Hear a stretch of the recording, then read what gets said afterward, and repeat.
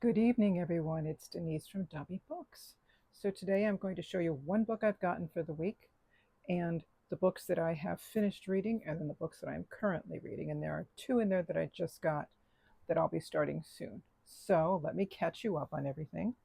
Still reading the Book of the Middle Ages. Right now I am about halfway through and I'm covering the age of chivalry. This has been really nice. I went from, of course, I covered the Vikings, and I'm going to show you a book in just a minute that is a primary source on that. This thing just covered the papacy, the monks and the monasteries, the system of feudalism, explaining well why it was structured like that in the Middle Ages, the construction of the castle and the purpose of each part of that, and then, of course, the architecture of the time and the cathedrals and how the townspeople and the monasteries built them, funded them, etc.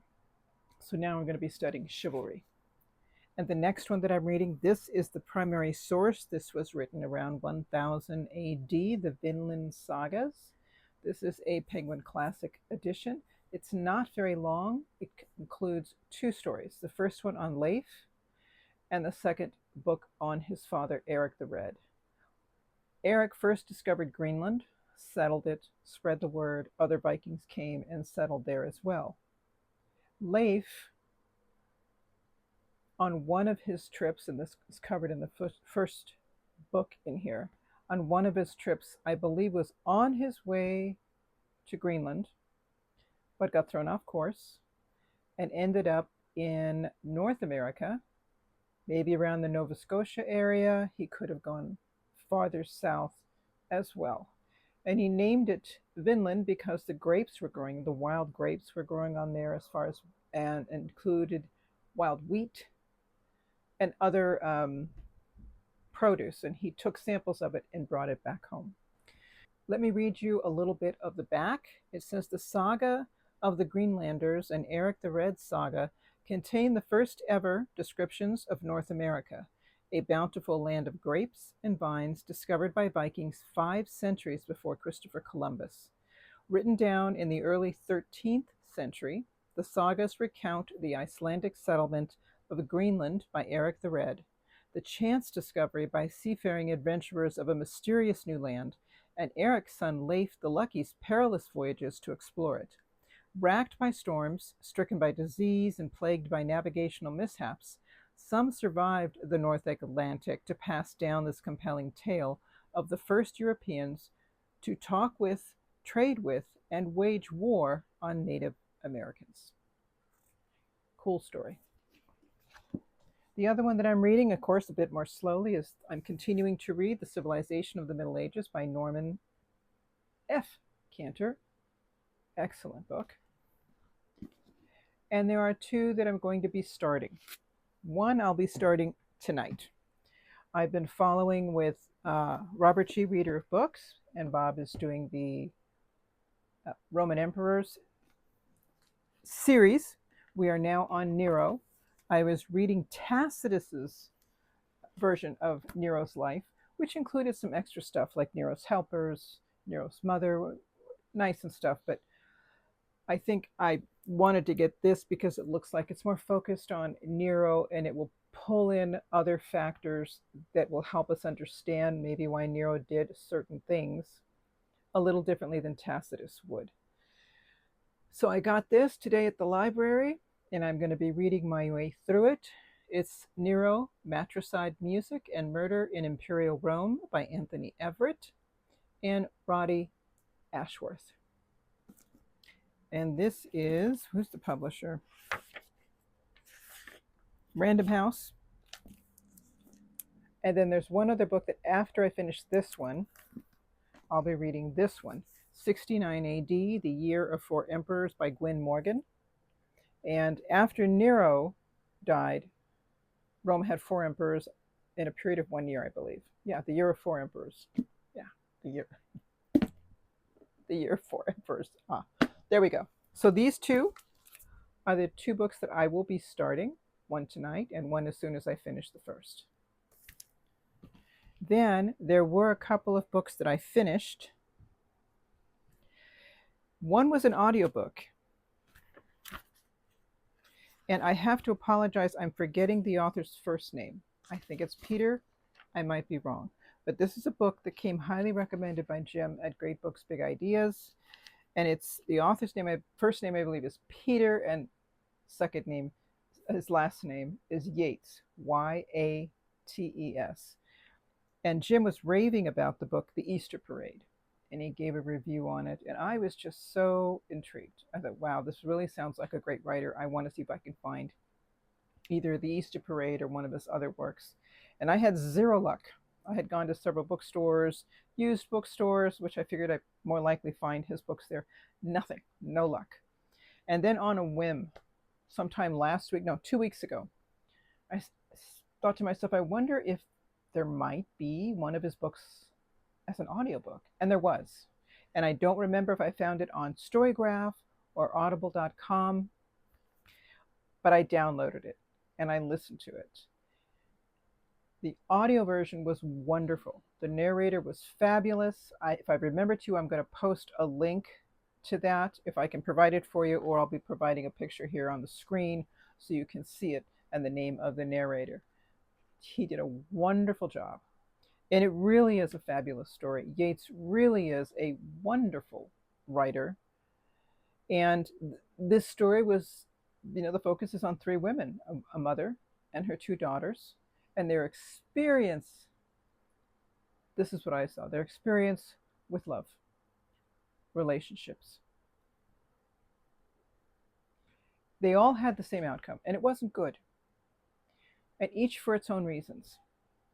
But what really got me is that final line by the youngest daughter that really said it all. And it just encapsulated her entire life experience with men, first with her father, and then with the other men in her life. And I'm not going to tell you the line because I do not want to, give any spoilers out.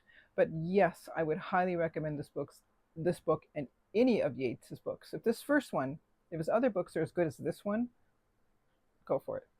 He really has a way of painting that picture exactly of what's going on. Just fantastic. So I'm trying not to say too much.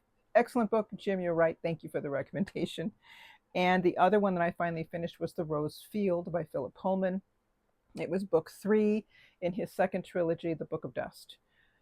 As you all know, I purchased the special edition first book in its slipcase, and it was very pretty, but it had some damaged pages to it, which was disappointing. And it was too bulky for me to handle and read. So I purchased the ebook, which was much easier for me to take care of and travel with. I was reading the ebook, and then eventually I downloaded the audio version. I believe that was also in Storygraph, so that I could do both. While I was driving, I could listen to it, and when I was waiting in line or at a doctor's appointment, I was able to read the ebook. It's a good story. It's as good a story as his other books in both of his trilogies. But my only complaint is the ending. That last paragraph or two of the ending. I was left with the feeling of, isn't there another chapter to this? And I'm thinking about it and wondering, did Pullman do this on purpose? Is this the effect he wanted to create in his readers? They wanted more. There's more to this. When's the next chapter coming? So on one hand, I think that's really smart because it's pretty much guarantees that there's going to be more to the story, perhaps a third trilogy. Or maybe he ended it like that because he wanted us as the readers to think, after reading all of this, and his whole focus on dust and the imagination and this part of the human being, this more of an ethereal quality that we have. There's always more to it. It's endless. The possibilities are endless for our creativity and for what our intellect can bring about. Was this his objective? Was that why he ended the story in this manner? So I'm curious to see what others who have read this final book have to say about that ending. What did they come away with? So that was that. Good story. Just giving you a little, heads up. And I am listening currently to an audiobook. I was planning on eventually buying the actual book. Never got around to it, kept putting it off. And I found this on audible.com. I don't have the author's name, but I'll be posting an image for you. Joseph Smith, The Rise and Fall of an American Prophet. This is a biography on a person that I know a whole lot about, just simply because of my own life experience with friends. And I know as a person who's not a member of the Mormon Church, I've learned a lot about it, and I appreciate many aspects about the Mormon Church. So I'm always interested in biographies about Joseph Smith. I have read a couple by members of the church, and maybe one or two I haven't really read, but when I read about, a summary of it, I get the impression that the non-members' biographies already have their answer. So now they're putting information that fits into that box. That's not what I want. And this one, written by a non-member, seemed to be, I think, had more integrity to it. It simply collected the facts.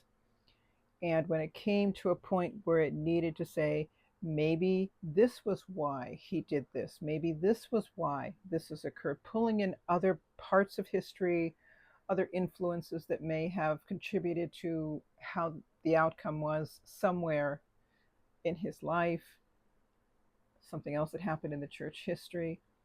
That's what I like. So I think this is, so far, I would say this is a more balanced biography of Joseph Smith than the other non-member biographies that I'm familiar with of Joseph Smith. So I might be able to provide you a more complete review when I'm done with this. We'll see how that goes. Finally, I got one book. Just one. And this was because I was listening to Adam Walker. And when I find the link, I will post it in the description box. And if I have a snippet for you, I can post it here on the screen of the specific video post he made in which he mentioned this book. Maybe it was the one where he talked about the loss of the English department, but we'll see. The title of this book is called The Ascent of Humanity, Civilization, and the Human Sense of Self. The subtitle says The Age of Separation, the Age of Reunion, and the Convergence of Crises that is Birthing the Transition. This is by Charles Eisenstein. And on the back of the book, it says, our disconnection from the natural world and one another is built into the foundations of civilization, into science, religion, money, technology, medicine, and education as we know them. As a result, each of these institutions faces a grave and growing crisis, fueling our near-pathological pursuit of technological fixes even as we push our planet to the brink of collapse. Fortunately, an age of reunion is emerging out of the birth pangs of an Earth in crisis. As our old constructs of self and world dissolve in crisis, we are entering a new narrative of interbeing, a more expansive sense of self, and a more ecological relationship to nature.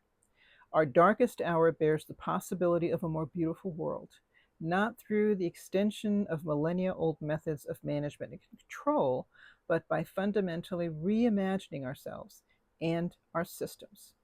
Breathtaking in its scope and intelligence, The Ascent of Humanity is a landmark book showing what it truly means to be human. This is published by Evolver Editions. Falls under the category of philosophy, history of civilization, and political science. And this was published